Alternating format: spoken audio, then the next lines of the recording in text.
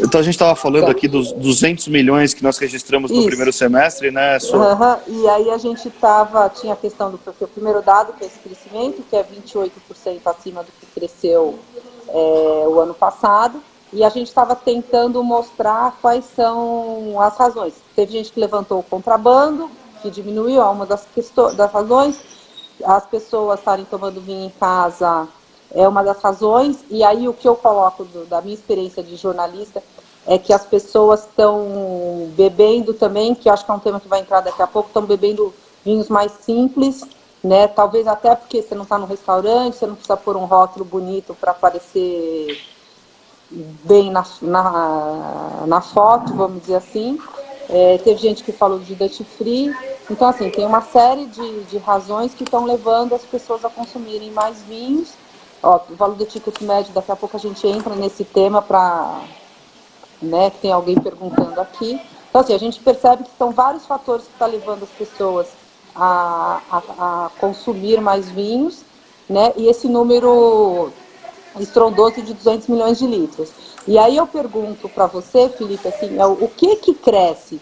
Cresce tudo? Cresce por igual? Que categoria que justifica esse crescimento enorme que aconteceu? Bom, eu acho que é bacana e muito importante essa pergunta. Não cresce igual. Até era uma projeção nossa do início da quarentena que o mercado de vinhos nacional tinha uma grande oportunidade. Nós fizemos uma live, se não me engano, há 1 mês, 2 meses atrás, né, Suzana? Falando exatamente sobre isso, que era uma grande oportunidade que tinha o vinho nacional diante da diversidade cambial que nós vivemos esse ano. E isso é o que está acontecendo, né? Então, o vinho de mesa é quem tem o maior crescimento. O vinho fino nacional é o que tem o maior crescimento em percentual, e o vinho de mesa é o maior crescimento em volume. Deste crescimento total, nós temos 50% de crescimento no vinho fino brasileiro. Que é o que tem a menor base, né? Por isso é a que tem menor base, mas é o que tem o maior percentual de crescimento. O vinho de mesa cresceu 39%. Aí a gente entra em fatores como economia. Eu vou dar um testemunho próprio. Eu tenho um amigo que trabalha com venda de vinho de mesa, e eles tinham introduzido esse vinho num portfólio de um mix de produtos de alimentos e vários produtos, e eles tinham feito uma estimativa para fazer uma recompra em 6 meses, já tiveram que comprar 2 vezes. Então, o vinho de mesa nas periferias está tendo um crescimento impressionante de venda. O vinho fino, o crescimento, a gente já até conversou sobre isso, que eu não vejo mais vinho, eu não vejo a condição de ter vinhos importados abaixo de R$30 de venda, ainda que a gente tenha um outro, que a gente encontra lá um vinho de 75, 80 centavos de euro. O piso hoje de importação que a gente tem colocado como base é um vinho de €1, de $1, que você encontra muito mais na Europa do que na América do Sul. E esse vinho de €1, ele vai chegar aqui acima de R$30. Então o vinho fino ganha um share, uma participação muito interessante nessa camada em que o importado deixa de atuar. Ele deixa de ofertar, que é um vinho entre 20, 25, R$30. E o vinho importado cresceu 8% o volume de importação. A gente tem uma queda na importação em valor. Agora a gente também já discutiu isso. A queda em valor ou a queda do valor médio de importação não quer dizer que nós estamos pagando menos no vinho.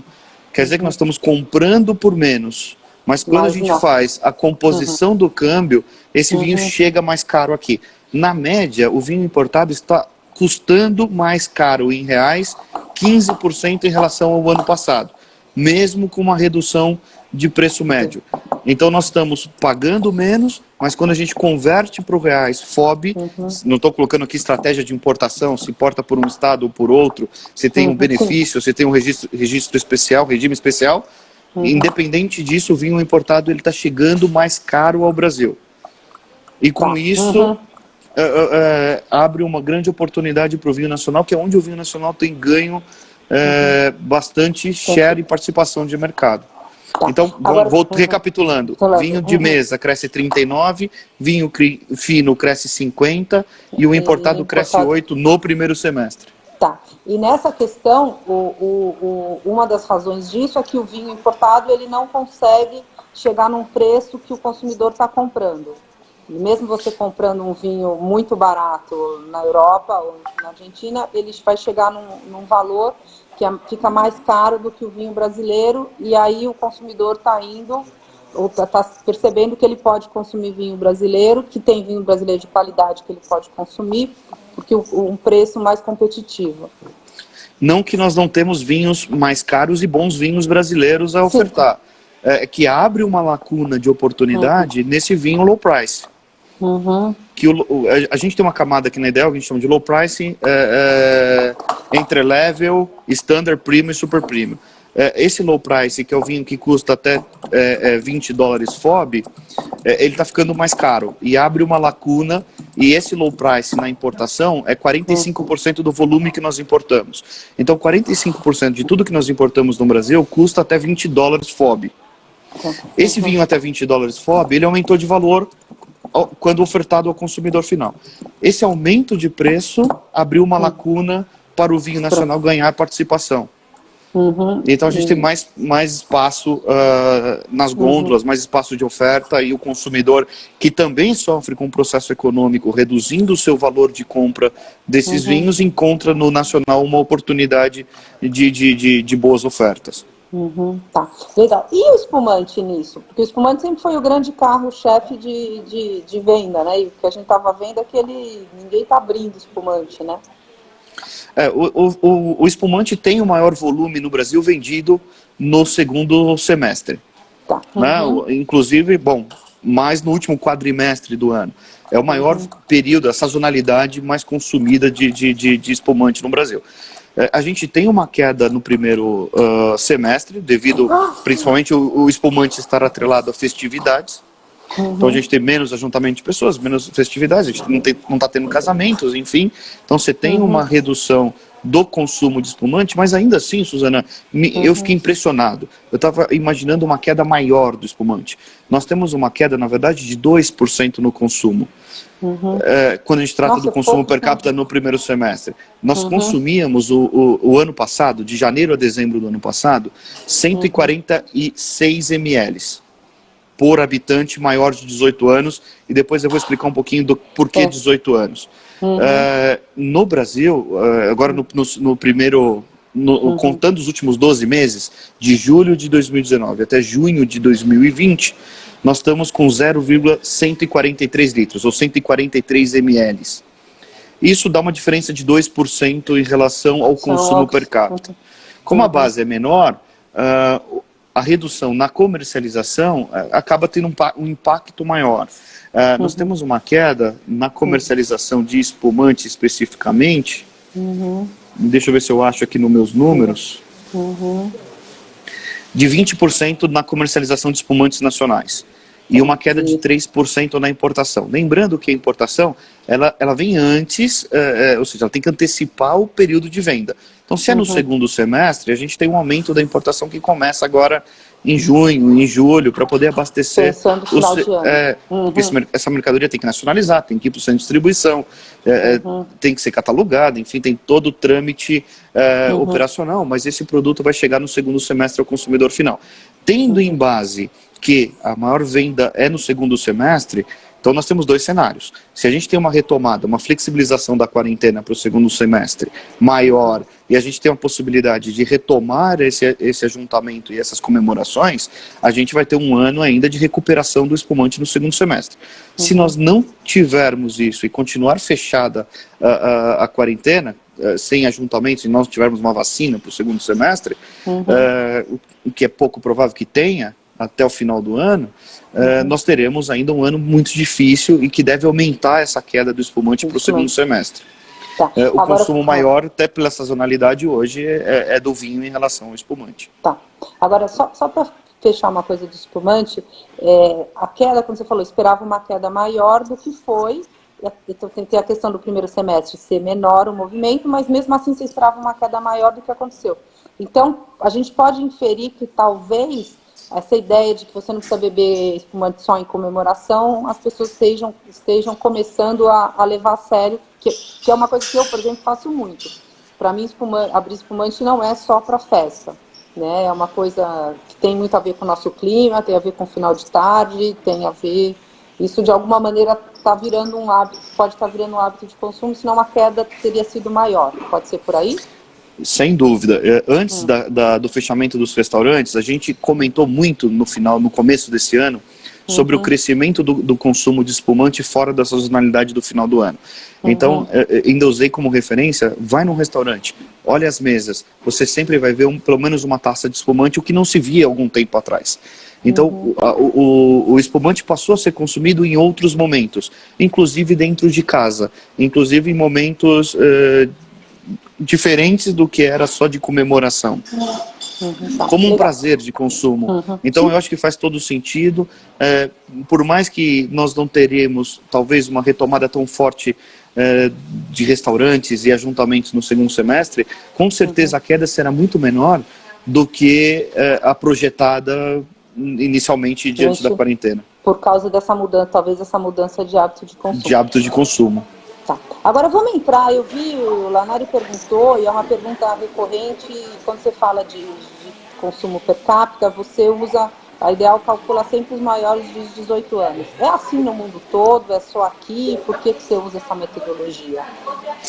Bom, cada país tem uma métrica diferente do consumo per capita. Ou cada empresa tem uma métrica diferente do consumo per capita. Quando a gente compara países, eu sempre falo que a métrica tem que ser a mesma.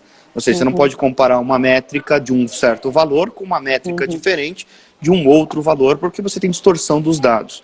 Quando a gente usa sempre a mesma métrica, você pode usar essa base de comparativa. No Brasil, a gente usa essa métrica, eu até fiz uma brincadeira com a Suzana hoje, conversando com ela por telefone, e disse assim, Suzana, quantas garrafas você toma por semana? Ela falou, Felipe, não sei o volume total, mas umas 10 garrafas. Por mês. Ela falou, poxa, 10 garrafas por mês. Eu posso falar que o consumo per capita da tua casa, a Suzana tem 2 filhos, ela mais 2 filhos. Eu falei, Suzana, eu posso falar que o consumo per capita da tua casa é de 3,33 garrafas por mês? Ela falou, não, meus filhos não consomem. Então o consumo per capita da tua casa é de 10 garrafas por mês, porque é só você quem consome. Então, é essa métrica que a gente usa em relação ao que é o consumo per capita. É o consumo por habitante, o consumo de um produto ou serviço por habitante de um país. A gente usa como referência o habitante que pode consumir essa bebida. Como no Brasil, abaixo de 18 anos, na verdade, não pode nem comprar essa bebida, eu acho que não faz sentido a gente colocar no consumo per capita, porque essa pessoa não pode consumir essa bebida. Então, a métrica que nós usamos do consumo per capita é em relação ao potencial consumidor do vinho no Brasil. Toda a população acima de 18 anos. Tá. E aí você tem a métrica que você usa e a cidade é comparado ano a ano, desde quando a Ideal calcula, então você consegue ver o crescimento.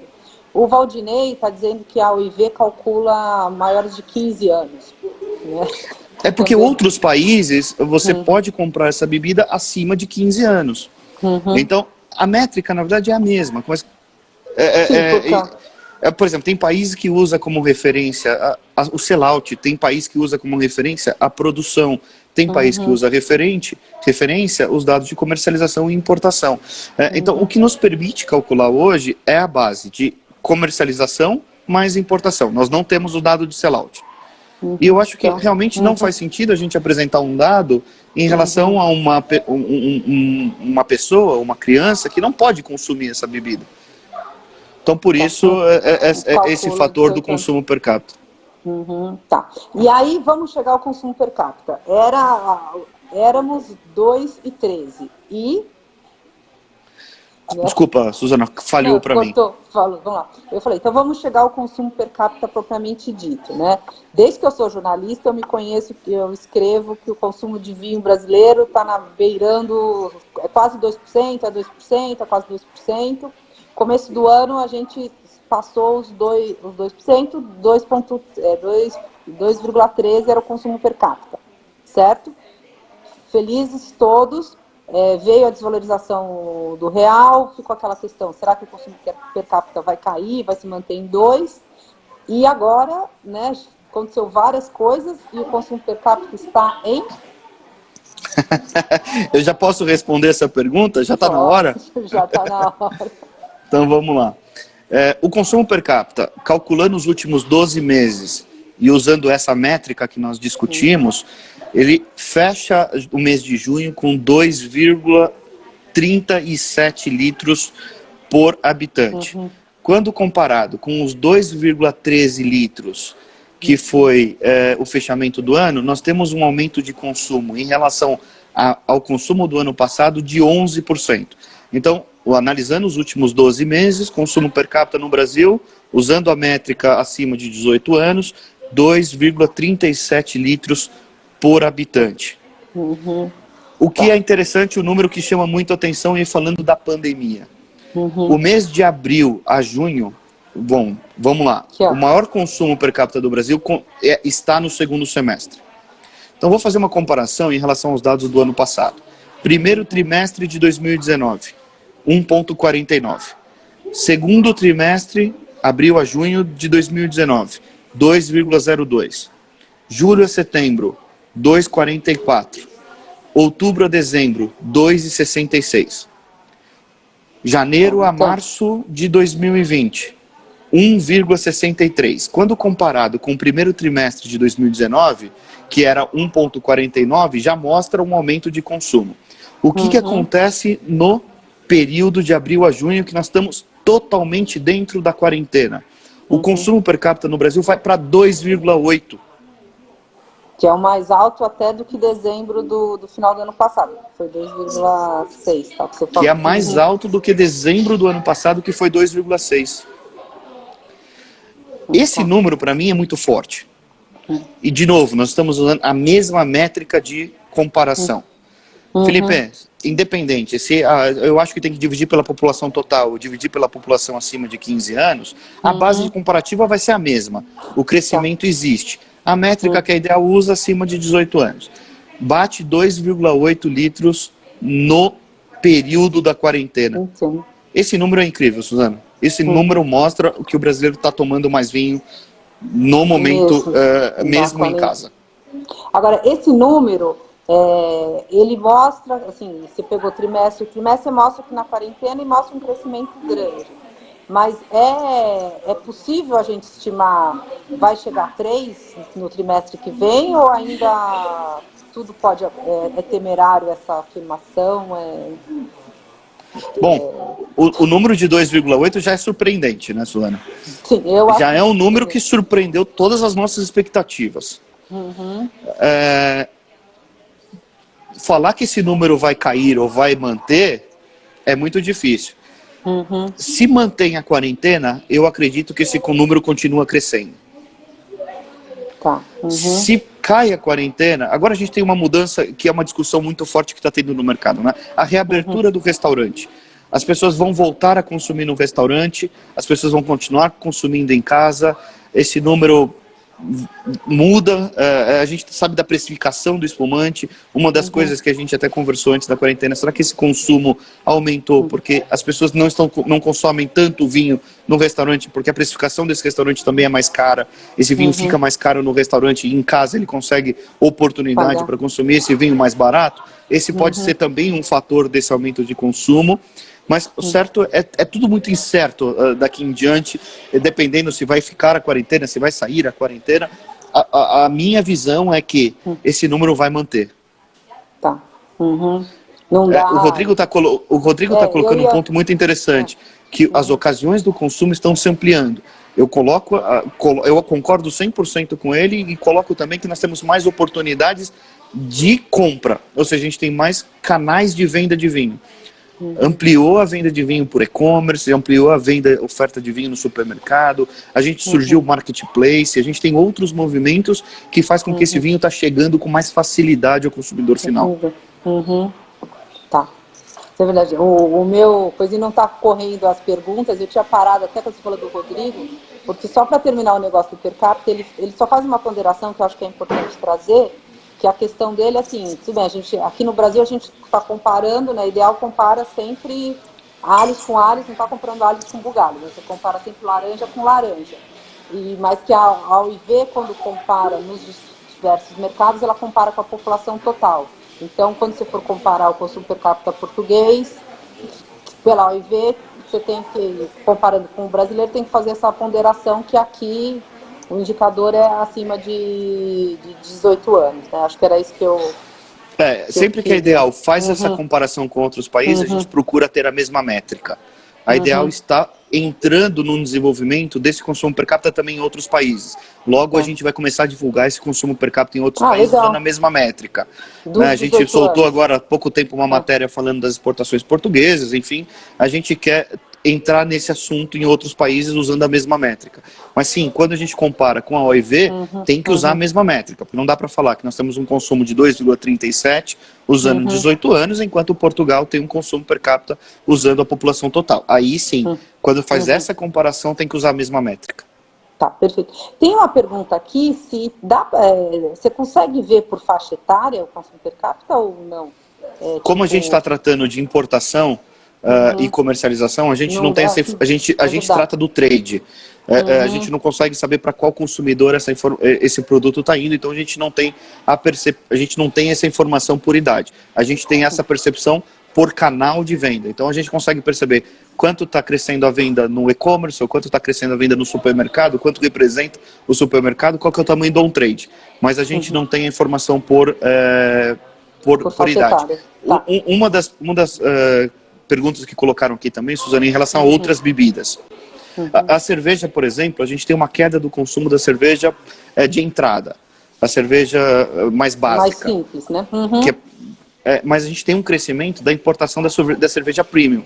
Aquela cerveja que é muito parecida até com vinho em termos de harmonização, de degustação. Então, mostrando que o consumidor ele está provando novidades e aprendendo sobre esses produtos e gostando dessa questão como a gente chama da enogastronomia, da harmonização, do conhecimento, da prova, de sentir os sabores, de tentar identificar tudo que esse produto pode nos oferecer, seja no vinho ou na cerveja. Dentre os destilados, a gente tem queda no gin, tem queda no whisky, tem queda na vodka, e a gente já até você publicou muito bem no Paladar a respeito disso, um crescimento, um mercado um pouco licor, mais estável, não sofre a queda que sofre os outros destilados em relação ao licor.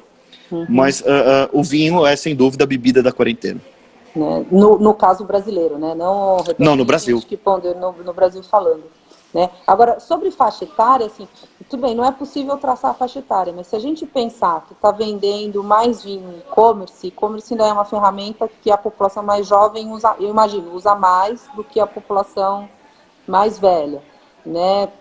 Se você pensar que está vendendo vinho mais barato, também é um vinho de quem tem menor poder aquisitivo. Normalmente o jovem tem menos poder aquisitivo do que a pessoa mais velha. Então, e quando você levantou, o Lanari também levantou, de novas ocasiões de consumo. Então, talvez tenha... e outra coisa, a Karine está aqui também, a Karine é uma super embaixadora de vinho em lata, que é um produto super jovem, né, descolado, meio para outras ocasiões de consumo. Então, mesmo sem ter os dados, talvez a gente possa inferir que o jovem está entrando com mais força no mundo do vinho. E que isso também possa possa ser um propulsor de venda. Você acha que é válida essa análise? Eu acho, e eu acho que o vinho em lata traz também essa questão que a gente está dizendo em relação a outros momentos de consumo. Né? O vinho em lata veio revolucionar realmente o mercado em relação a isso. Ter o vinho, você consegue tomar ele num bar, sem abrir e colocar numa taça, sem grandes formalidades. Eu tenho conhecidos que não compravam vinho porque só tomavam vinho sozinho em casa e passaram a comprar vinho em lata porque atende o tanto que ele quer consumir. Então, mudou os hábitos de consumo. Eu acho que o vinho em lata sofre, a gente vê nos números também, sofre agora diante da pandemia com o fechamento de bares e restaurantes, que é onde estava mais atrelada essa questão do jovem, de consumir o vinho e tudo. Mas não tenho dúvida que, voltando a esses movimentos, ou essa oportunidade, esse modelo de consumo, o vinho em lata vai crescer muito. Tá, interessante. Agora, a gente está falando de crescimento, agora quando a gente conversa na outra ponta, por exemplo, a gente sabe que o dólar, que o real tá muito desvalorizado, né? O dólar está caro, o euro está caro, que para para as pessoas colocarem o vinho no Brasil, está muito difícil, né? Assim, você bobeou, teve uma variação cambial, você já desembolsa um valor muito maior para liberar o vinho na alfândega. Você acha que com esse crescimento tem algum risco de faltar vinho? Não vejo esse risco, Suzana, não vejo. A gente tem dois pontos aí que eu acho que é importante discutir sobre esse tema. Um os importadores seguraram a importação num primeiro momento devido à desvalorização do real. Seguraram e as vendas continuaram crescentes, e por conta dessas vendas continuarem crescentes, a gente teve ruptura em alguns importadores. Até por isso a gente tem uma queda na importação nos meses de fevereiro e março, porque, bom, o primeiro momento é o susto. O que vai acontecer? Vai parar a venda? Não vai parar? O dólar está alto, eu vou continuar importando? Como que eu vou precificar? Repasse desse preço ao consumidor, como tudo isso vai funcionar? Então, o primeiro momento foi segura as importações. O produto estava no porto, o produto estava no produtor, segura, não importa, não exporta, porque eu não sei o que vai acontecer no meu país. As vendas continuaram crescentes, começou a faltar alguns vinhos. Importa rápido, eu preciso desse vinho rápido no Brasil. Então veio, e esse é o movimento do mercado no primeiro momento. No segundo momento, num outro modelo, a gente teve o fechamento de alguns portos, de alguns processos de importação, que começam aos poucos voltar ao normal. Então, estando abertos os portos, estando abertas as fronteiras para esse vinho entrar no Brasil, em hipótese alguma vai faltar vinho no Brasil. O que está acontecendo e vai acontecer para o segundo semestre? Houve um primeiro repasse de preço. Esse primeiro repasse de preço ao consumidor foi porque, bom, eu tinha um estoque, estou importando mais caro, vou fazer aqui uma média desse valor e vou repassar ao consumidor final. Agora acabou o vinho que estava no estoque. Os vinhos novos estão entrando todos com um câmbio mais alto. Então a gente continua tendo aumentos de preço do importado no mercado. Isso eu não tenho dúvida. Mas faltar vinho no mercado, não vejo essa possibilidade, a não ser que, bom, fechou todos os portos, fechou as fronteiras, não pode entrar vinho no Brasil. Aí é um ponto. Aí é um processo a ser discutido. E a indústria nacional, você acha que nessa questão, a indústria nacional não supre a demanda, o lugar do importado, se faltar? No primeiro momento, não.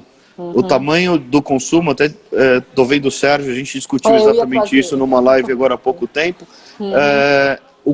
A produção nacional, num primeiro momento, não atende à produção do importado, e quando eu falo de vinho fino, sim. A produção de vinho fino nacional não atende o volume do importado. Teria que buscar mais terra, plantar mais uvas e fazer toda a produção para aumentar essa demanda. Agora, essa oferta, agora, no primeiro momento, não atende. A gente pegar o volume da Conchetor o ano passado, foi mais de 1 milhão de caixas. De 12 garrafas. Nós estamos falando em mais de 9 milhões de litros só a Conchetor importando para o mercado brasileiro. Então a produção nacional, se eu não me engano, são de 50 milhões de litros de vinho fino. Então nós temos aí 20% da produção somente com a Conchetor no Brasil. Então não atende. Não atenderia, tá. Mas com sorte também não vai faltar vinho. Mas vai chegar, você deu um toque aí que vai chegar um pouco mais caro essa questão. Eu queria te fazer uma pergunta, antes de entrar em preço um pouco mais, você falou de Chile, né? A gente vê muito rótulo chileno, mas a gente vê principalmente assim, muito rótulo português, né?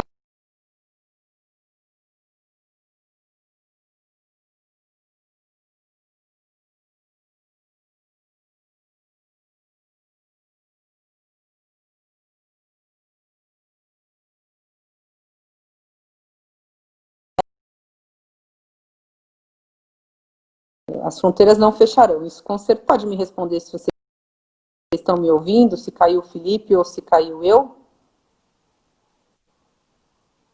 Oi? Alô? Oi? Acho que caiu ele. Oi? Oi? Voltamos? Vamos lá, eu não sei se caiu você ou se caiu eu. Voltamos, eu não sei. Então vamos lá. Eu tava, em relação às origens. Você ouviu então a pergunta? Ótimo. Vamos lá. Em relação às origens, a gente tem 40% da importação brasileira no primeiro semestre são de vinhos chilenos. A importação do Chile cresce 10% em volume no primeiro semestre e cai 5% em valor. Agora, se a gente tira a Concha Toro, a VCT Brasil, dessa análise do Chile, a gente tem uma queda de importação dos vinhos chilenos. Então, o vinho chileno cresceu no Brasil muito e também impulsionado pela Concha Toro e impulsionado pelo crescimento da importação direta dos supermercados. 40% do que o Chile exporta para o Brasil vai direto para supermercado. Dentre isso, a gente tem alguns países andando no paralelo e ganhando participação do mercado. Para mim, Portugal já ganhou participação da Argentina. A Argentina está muito concentrada no on-trade no Brasil. O on-trade para nós representa aproximadamente, o número que a Ideal estima do on-trade, o ano passado representava 12% do vinho importado. De toda a importação, 12% ia para o on-trade. Esse número cai para 9% agora em 2020. A Argentina, ela está 20% da importação dela é destinada ao on-trade. Então ela está mais concentrada no on-trade. Então a tendência da Argentina ter queda na importação devido a esse modelo de negócio no Brasil ter sofrido por conta da pandemia é maior. Por um outro lado, a gente tem ofertas de vinhos argentinos também agora crescendo no supermercado, com um preço médio um pouco mais baixo. Então a Argentina, ela cai dentro do on-trade, ela cai no on-trade e ela cresce no supermercado. Portugal, para mim, cresce dentro do supermercado. Portugal tem uma representatividade importante no on-trade e ele cresce agora dentro do supermercado. A Ideal tem um número que estima em 2020 já, Suzana, que é o seguinte: 78% das vendas de vinho no Brasil são feitas através do varejo, através dos supermercados. Então Portugal não tinha grande participação dentro do supermercado, agora passa a ter. A Vini Portugal está fazendo uma ação no segundo semestre, né? O Cabral estava aqui assistindo a gente, com aproximadamente 500 mil euros de investimento nesse mercado. Portugal ganha participação no mercado brasileiro. Ganha participação também porque estão com um overstock, a gente falou sobre isso já. Tá chegando a próxima vindima portuguesa, inclusive parece que vai antecipar um mês essa vindima. E precisa vender esse vinho, né? Eles já estão estocados. Essa vindima não tem nem onde colocar esse vinho. Então vão ofertar vinho para o mercado brasileiro. São ofertas, né? São oportunidades e que o Brasil passa a ter relevância. Em 2015, o Brasil era o 9º país em destino para Portugal. 2019 é o 4º. Então o Brasil tem mostrado esse potencial e a importância diante de Portugal, e Portugal está investindo no mercado brasileiro. Então cresce a importação portuguesa. Já para o lado do e-commerce, o e-commerce é um concorrente direto do supermercado. Né? Quando você compra no e-commerce, você deixa de comprar no supermercado, ou você vai no supermercado e aproveita para comprar o vinho e deixa de comprar no e-commerce. Então são concorrentes diretos. O e-commerce, ele iniciou o seu processo com um mix de produto diferente do mix do supermercado. Enquanto o supermercado estava mais concentrado no Chile, o e-commerce foi para a Europa, né? E buscou na Espanha, buscou na França oportunidades para o mercado brasileiro. Então a gente, com o crescimento do e-commerce, a gente também vê o crescimento dessas origens, porém com produtos de preço médio mais baixo. Como a gente já discutiu, a importação de um vinho mais baixo não quer dizer que ele vende mais barato no Brasil. A gente está falando, e nem quer dizer que ele é ruim, ou que ele é de péssima qualidade. Questão de curadoria, de buscar um vinho de custo-benefício. O Brasil busca custo-benefício. Ainda mais em um momento de desvalorização cambial. Tá. Só para recapitular, Chile tem mais ou menos 40% do mercado, Portugal tem mais ou menos 18%, está em 18%. Então, 16% em 2020. Tá, 16%, menos ainda. Então, assim, para quem está perguntando, Portugal mesmo crescendo, ele para ganhar 20 pontos percentuais não é de um dia para o outro. O Chile continua líder aí com tranquilidade, mas é quem está, assim, Portugal é quem faz o movimento mais forte de crescimento. Agora, em relação a esse ganho de share, Suzana, o Chile perdeu 1,4% de participação no primeiro semestre de 2020 e Portugal ganhou 2,8% de participação. Então, Portugal já ganha uma participação dos vinhos chilenos. Não vai passar Chile nem agora, nem daqui a um ano. Mas ganha, vai mordendo um pedacinho desse bolo. Tá. E aí, o que eu ia trazer, você falou um pouquinho, mas eu acho que dá para a gente desenvolver um pouco mais. A gente vê as notícias da Europa com um super estoque de vinho, né? Hoje o Estadão, inclusive, deu que a Alsácia está destilando vinho, tá todos os produtores em crise. Né? Portugal, acho que você acabou de falar, está com estoque a mais, e tem essa questão de estar calor lá, a safra vai adiantar, onde vai colocar, não dá para você chegar e falar, quero um tanque de aço inox hoje e amanhã o tanque está na vinícola. Então, como é que esse estoque grande, a Argentina também está estocada, ele tem que impacto nesse mundo? O vinho fica mais barato? O que a gente pode falar desses estoques pensando no mundo ou no que o consumidor brasileiro vai encontrar? A gente fala de dados gerais, né, Suzana, em relação à exportação. Claro que tem uma certa segmentação. Tem produtor que tem uma produção menor, é um produtor de nicho, ele já tem a sua exportação definida para vários países. Esse produtor acaba sofrendo menos. Os engarrafadores, os produtores de volume, né, que compram uvas e mostos em vários lugares e produzem, engarrafa o seu vinho, esses sofrem mais. E sofrendo mais, aí é a lei da oferta e demanda. Né? Quando você tem muito estoque, o governo português paga por parte dessa produção para destilar esse vinho.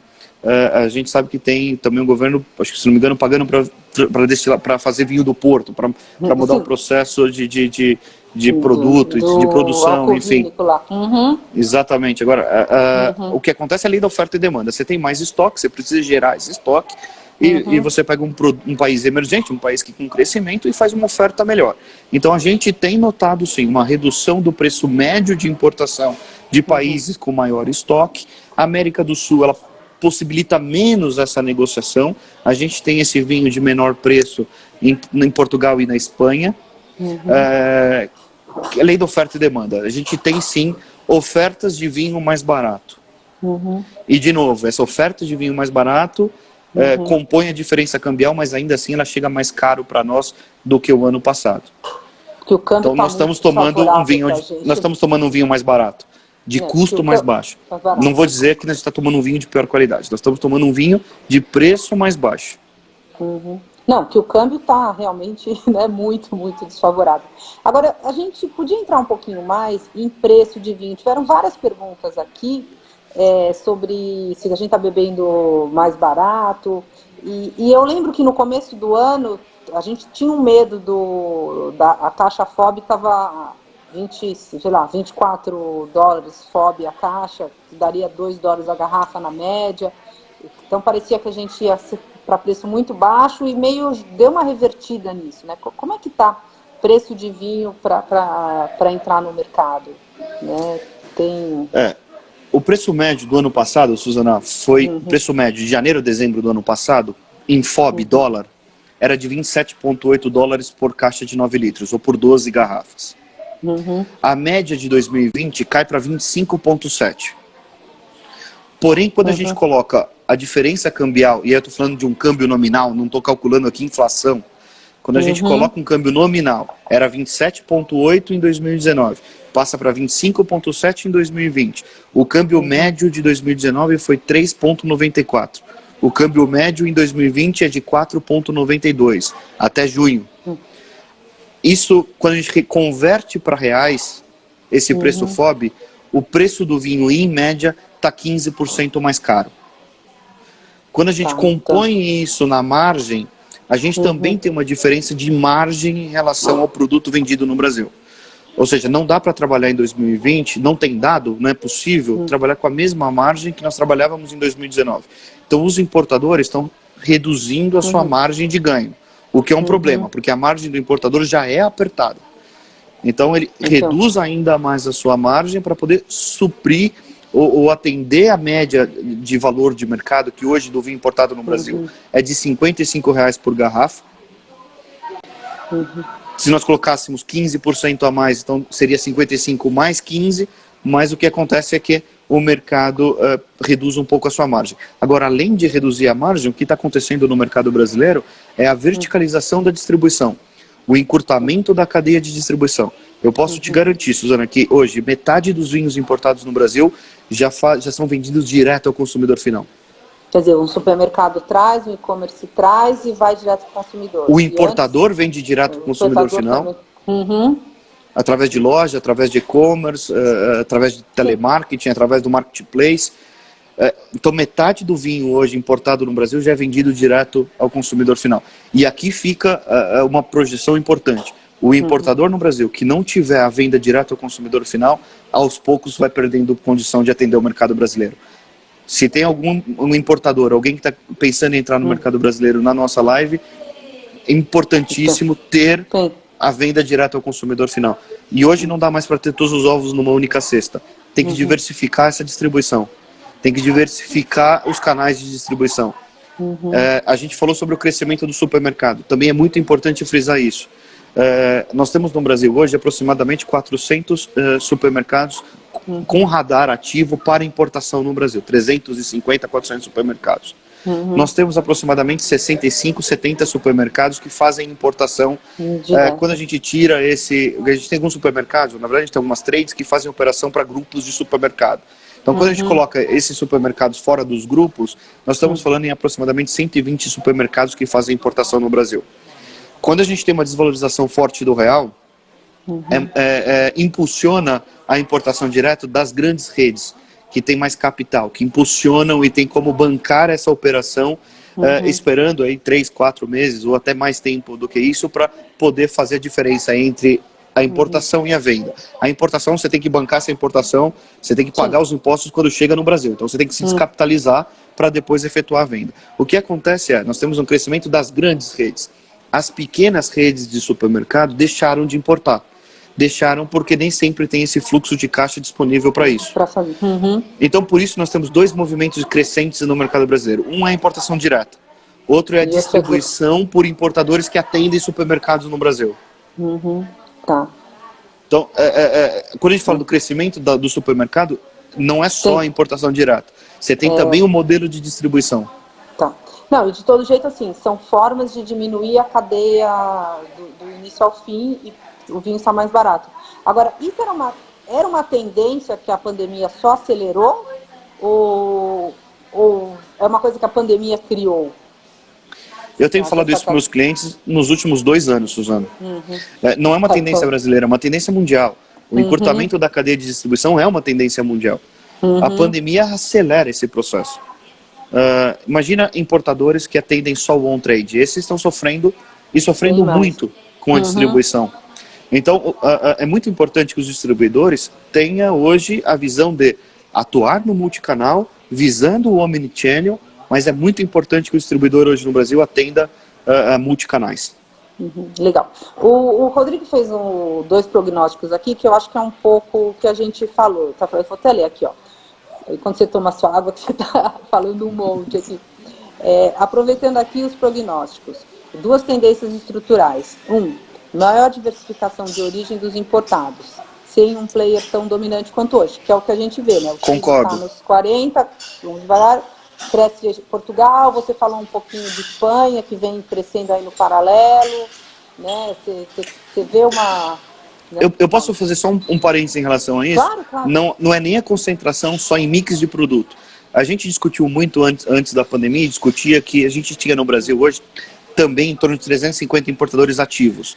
E falava-se muito da concentração desses importadores, ou seja, muito importador vai fechar durante a crise. O que eu estou vendo, Suzana, é que nós temos mais importador entrando do que importador saindo do mercado. Jura?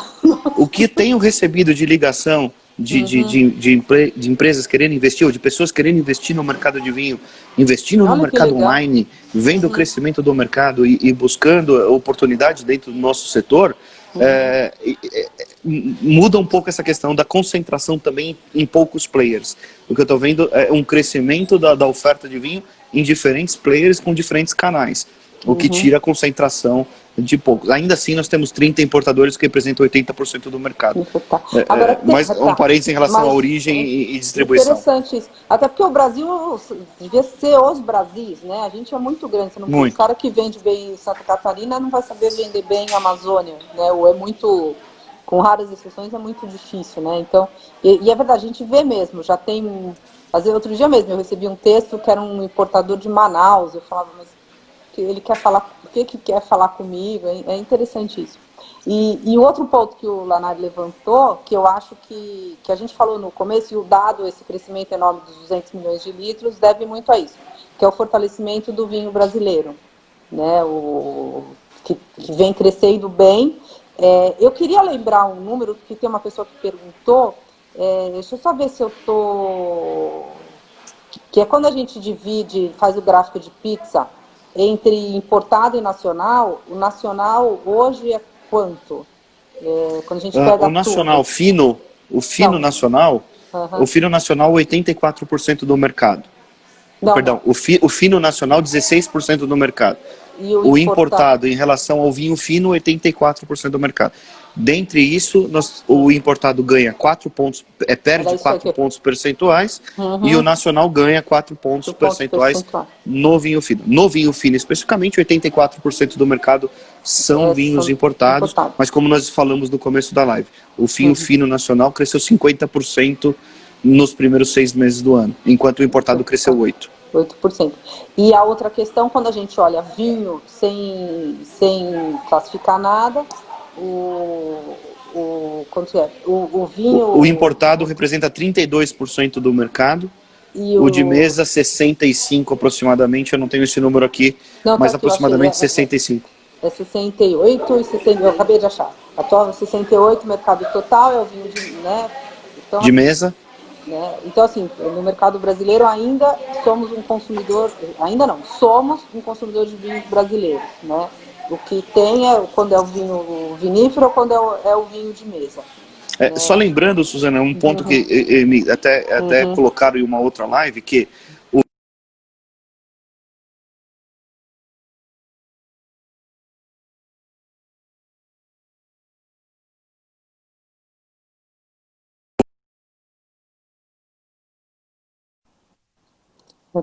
Voltamos de novo? Então vamos lá. O vinho nacional também sofre. Tem alguma... O vinho nacional sofre com relação a alguns insumos também serem importados. Claro que a base desse impacto é muito menor do que a base do importado, que tem toda a sua operação pautada pelo câmbio. Tá. Não, aqui o cara perguntou. Não, o câmbio influencia, mas não é o fator determinante, né? A nossa matéria-prima é aqui. Eu estou olhando, tem uma outra pergunta assim. A gente falou de alguns países, principalmente europeus, e tem uma pergunta assim, como é que está se comportando os outros países? Tipo, Estados Unidos, para cá, Austrália, Nova Zelândia, são vinhos que estão vindo mais, estão vindo menos, nessa diversificação de players? A Alemanha, nós temos um crescimento também importante, 130% em relação ao primeiro semestre do ano passado. Nós temos um crescimento, a base é pequena, nós temos uma queda de 140% nos vinhos de Israel. Tá. Então, são bases pequenas, mas eu tenho até discutido isso com alguns importadores, dizendo que o consumidor de vinho, quando ele entra nesse universo, ele também quer experimentar novidades. Então, eu vejo muita oportunidade nesses vinhos diferentes, esses vinhos chamados de exóticos, com origens diferentes, com uvas diferentes, com processos diferentes. A gente tem discutido sobre o orgânico, sobre o biodinâmico, o mesmo em embalagens diferentes, como lata, como bag-in-box. Então, eu vejo esse crescente consumo de produtos diferentes. Tá. E agora, em relação a produtos diferentes, acho que é importante entrar também na questão do preço médio desses produtos, né? Então, a gente tem um crescimento forte da base, e a gente sempre tem uma queda menor do pico da pirâmide. Então, o mercado sempre cresce em dois modelos, né? Nos vinhos low price e entry level, e nos vinhos high premium, nos vinhos do pico da pirâmide. Que sofrem mais durante as crises são os vinhos intermediários. Eu vi uma outra pergunta em relação aos tipos de vinhos. O vinho rosé está crescendo 30... Eu tenho esse número aqui, ó. Mesmo na pandemia, quer dizer, continua esse crescimento de agora, assim. Rosé... 29% de crescimento do vinho rosé no primeiro semestre de 2020. Nossa, é muito, né? O rosé caiu no... Eu acho tão bom isso, porque só no importado, viu, Su? Não é nem Brasil, né? Interessante. Eu acho isso tão legal, porque o rosé é um vinho que... Primeiro, acho que é a cara do Brasil, porque aqui não é... Né, tem um clima que combina, ele vai com um monte de comida, né? É um vinho... Acho que a gente aprendeu a consumir rosé e isso é bem legal, né? E aí a gente tem uma queda de 6% do tinto, 6% no tinto, e nós temos uma queda de 1% no branco. Se o mercado cresceu 8% e só o rosé cresceu, a gente pode até afirmar aqui que quem fez o mercado de vinho crescer em tipo de vinho foi o vinho rosé. É verdade, é verdade. E aí você tem rosé, e a gente tá falando, cresceu Portugal, cresceu Chile, que é tudo gente que faz rosé bem gostoso. Interessante isso. E inclusive o vinho, nós não falamos só do vinho, a gente fala, quando fala rosé, não, é só vinho da França, só Provence. Ah, tá. Não, não é. Hoje tem crescimento em todas as origens. Mas o rosé merece, né? Porque o rosé é uma tendência mundial, concordo, mas que no Brasil eu achei que ia demorar um pouquinho mais para pegar. E agora, mas é uma tendência ou é uma coisa assim, você acha que é sem volta? Foi o rosé e agora a gente consome rosé mesmo? Não dá pra eu acho, bom, o rosé chegou agora a 7% da importação. Eu acho que continua crescendo. Esse número vai crescer. Tá. Não, e entra naquela questão de que a gente tá falando, tem o rosé, quem entra no mundo do vinho, uma das coisas que o vinho tem, assim, você pede uma cerveja, a cerveja tem sempre aquele gosto, né? O vinho não, você tem uma diversidade muito maior. E o rosé prova essa diversidade. Você tem um rosé mais concentrado, você tem um rosé mais Provence, né? Você tem diversos estilos, você tem o espumante rosé, você tem... E vai vindo. Sabe uma questão? E vinho doce, como que tá? Esse é um injustiçado. Eu sempre falo que o paladar brasileiro é um paladar açucarado. Então, o vinho, muitos produtores estão percebendo isso e desenvolvendo vinhos com maior residual de açúcar, até para prospectar esse consumidor de vinho de mesa brasileiro, que, bom, ele não consome o vinho de mesa porque ele é mais barato. Ele consome o vinho de mesa porque ele gosta do vinho de mesa. Né? Então, entendendo essa oportunidade como o paladar brasileiro, a gente falou 68% do mercado é vinho de mesa. E boa parte desse percentual é o vinho suave, é o vinho doce, com residual de açúcar alto. Então, o consumidor brasileiro tem esse paladar açucarado. E muitos produtores têm percebido isso e têm criado um vinho, não vou dizer um vinho doce, mas um vinho com residual de açúcar mais elevado. Com mais açúcar residual para cair no produtor brasileiro. Interessante isso, né? Adaptar ao mercado consumidor. E a legislação permite, né? Não é que ele simplesmente não fermentou tudo e deixou sobrar álcool e aí o vinho fica um pouco mais doce e o brasileiro gosta. Agora, quando a gente olha vinho de mesa, uma das coisas do vinho de mesa a gente tinha uma tendência do vinho de mesa, o Brasil produzir menos vinho de mesa porque estava crescendo o suco de uva.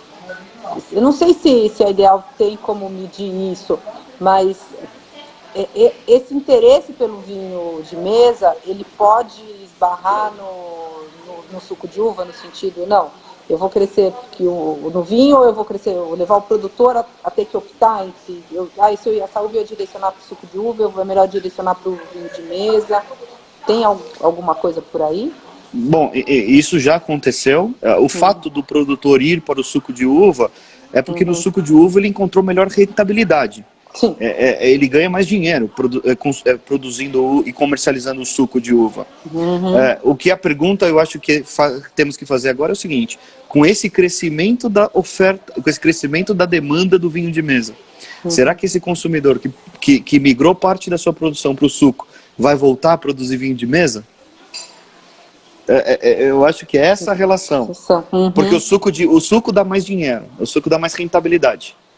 Então, mas o vinho tá não vai, mas o vinho tá num momento importante. Interessante isso, porque na verdade o que dá mais rentabilidade é onde a pessoa tende a querer ficar, mas você tem todo o glamour e você tem, você tem todo o glamour de elaborar um vinho, né? E o que eu tenho visto, essa semana mesmo, eu recebi 2 releases de empresas de vinho de mesa, falando que estão lançando a sua produção de vinho fino, que eu não provei ainda, não estou nem citando aqui porque eu não provei. Mas também tem essa coisa que pode virar uma tendência, não sei. Tem uma pergunta aqui para você, Felipe, que é o seguinte, dá para dizer por cidades o que está, ou por estados? A pergunta seria dada sobre as cidades brasileiras que mais ajudaram nesse crescimento do consumo de vinho. Dá para ter por cidade ou região? Dá. Mas isso eu vou deixar uma surpresa para a próxima live. A gente sempre faz o consumo per capita, a gente vai divulgar agora. Inclusive, depois que terminar a live, a gente vai subir uma matéria no nosso site, né, Suzana, falando desses números do consumo per capita. E depois que a gente calcula o consumo per capita, a gente faz análise por região do Brasil. Então, os próximos estudos que a gente for apresentar, com certeza será o consumo por estado no Brasil, identificando qual estado favoreceu esse crescimento no consumo. Então, eu vou deixar isso como... Fiquei curiosa. Pontinho de interrogação. Eu fiquei bem curiosa, deixa eu voltar uma pergunta. Logo no começo, várias pessoas falaram da questão de o consumo está crescendo porque... Você pode beber e você não tem que correr o risco de dirigir. De sair de casa. E agora as meninas da Lulu Vinhas aqui, da confraria, elas estão falando, a gente aumentou o consumo global. Então, assim, que é uma coisa que a questão acho que a gente falou pouco no começo, que essa mudança também, essa característica da pandemia como um importante impulsionador do crescimento do consumo de vinho. E aquela questão de, e agora? Né? Como é que dá para olhar para frente? Assim, será que, acabando a pandemia, que em algum momento há de acabar, né? Como é que fica esse hábito? Né? Não sei. Eu acho que muitas mudanças que estão ocorrendo no mercado de vinho, Suzana, elas, na verdade, anteciparam projetos futuros. Né, antecipou muita projeção e antecipou muita coisa que o mercado estava desenvolvendo e iria desenvolver ao longo dos próximos anos. Então ele antecipou. E a pandemia acelerou esses movimentos. Eu acho que um dos movimentos que acelerou é o próprio consumo. Modelos de distribuição, mix de produto. Então muitas estratégias foram antecipadas